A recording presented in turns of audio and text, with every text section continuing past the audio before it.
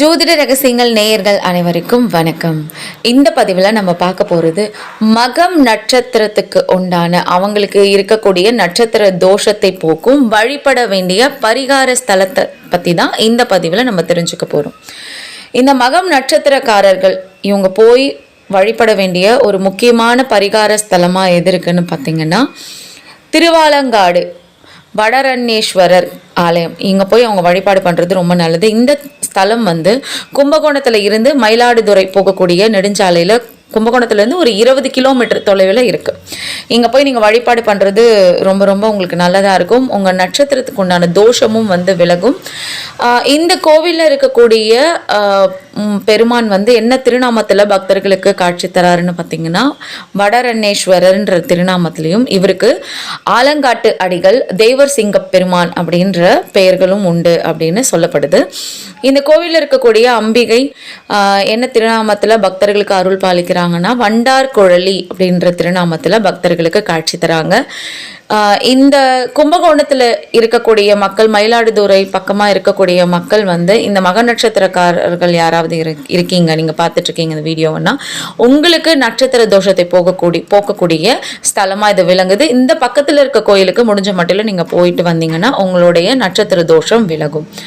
அடுத்து திருக்கச்சூர், காஞ்சிபுரம் மாவட்டத்தில் இருக்கக்கூடிய சிவன் கோயில், திருக்கச்சூர் சிவன் கோயிலுக்கு நீங்கள் போயிட்டு வந்தீங்கன்னா செங்கல்பட்டுலேருந்து வெறும் 12 கிலோமீட்டர் தொலைவில் தான் இந்த கோயில் அமைஞ்சிருக்கு. சென்னையில் இருக்கவங்க கூட இந்த கோயிலுக்கு மிக அருகாமையில் கொஞ்சம் இருக்கிற மாதிரி தான் இருக்கும். உங்களுக்கு காஞ்சிபுரம்ன்றது ஒரே நாளில் நீங்கள் போயிட்டு வந்துடலாம்.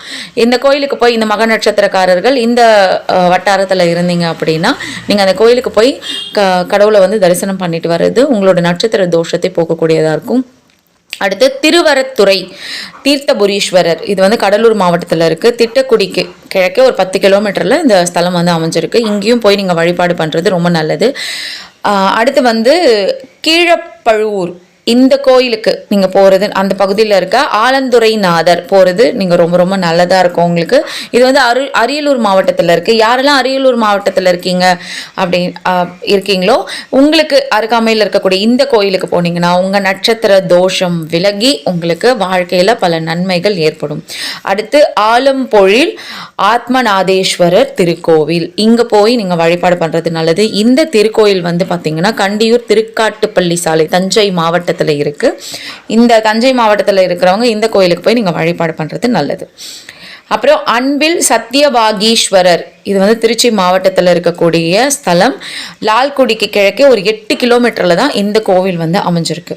இந்த கோயிலுக்கு போய் நீங்கள் வழிபாடு பண்ணுறீங்க, அர்ச்சனை பண்ணி அபிஷேகம் பண்ணுறீங்க அப்படின்னா உங்களுக்கு இருக்கக்கூடிய நட்சத்திர தோஷம் எல்லாம் விலகிடும். உங்களுடைய நட்சத்திர நாளில் போய் நீங்கள் வழிபாடு பண்ணுறதுன்றது ரொம்ப சிறப்பாக இருக்கும். அடுத்து அருள்மிகு மகாலிங்கேஸ்வரர் திருக்கோயில், இது விராலிப்பட்டி ஒடுக்கம் தவசி மேடை சானார்பட்டி வழி, அதாவது நத்தம் அருகே திண்டுக்கல் மாவட்டத்தில் இந்த கோயில் அமைஞ்சிருக்குன்னு சொல்கிறாங்க. இந்த கோயிலுக்கு போயும் நீங்கள் வழிபாடு பண்ணிங்கன்னா உங்களுக்கு இருக்கக்கூடிய நட்சத்திர தோஷம் எல்லாம் விலகும்.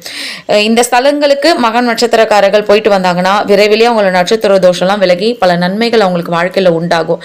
நம்மளுக்கு ஒரு சில விஷயங்கள் தடையாகவே இருந்துக்கிட்டே இருக்கும், எப்போ எடுத்தாலுமே தடையாக இருக்கும். அதுக்கு குலதெய்வ சாபம் இருக்குன்னு சொல்லுவோம். ஆனால் குலதெய்வ போய் பூஜை பண்ணுவோம், எல்லாமே செய்வோம். ஆனாலும் நம்மளுக்கு ஒரு தடை இருந்துகிட்டே இருக்குது அப்படின்னா அதுக்கு ஒரு நட்சத்திர தோஷமும் காரணமாக இருக்கும். ஆனால் நட்சத்திர தோஷம் தாங்கிடுச்சுன்னா நம்மளுக்கு பணத்தடைகள், தொழிலில் தடைகள், வியாபார தடை, வேலை இதெல்லாம் நம்மளுக்கு வருமானத்தில் நிறைய தடைகளை ஏற்படுத்துங்க நட்சத்திர தோஷம் இருந்துச்சுன்னா.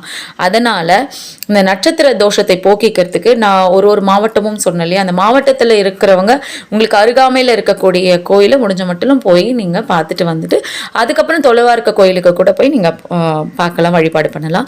இதை நீங்க தொடர்ந்து பண்ணிட்டு வாங்க. உங்களுடைய நட்சத்திரம் ஒரு 9 நட்சத்திர நாளில் இந்த மாதிரி நீங்கள் கணக்கு வச்சுட்டு செஞ்சுட்டு வந்தீங்கன்னா படிப்படியாக உங்களுக்கு இருக்கக்கூடிய அந்த நட்சத்திர தோஷம் எல்லாம் விலகி கர்ம வினைகள் குறைஞ்சு வாழ்க்கையில் பல சுபிட்சம் உண்டாகும்.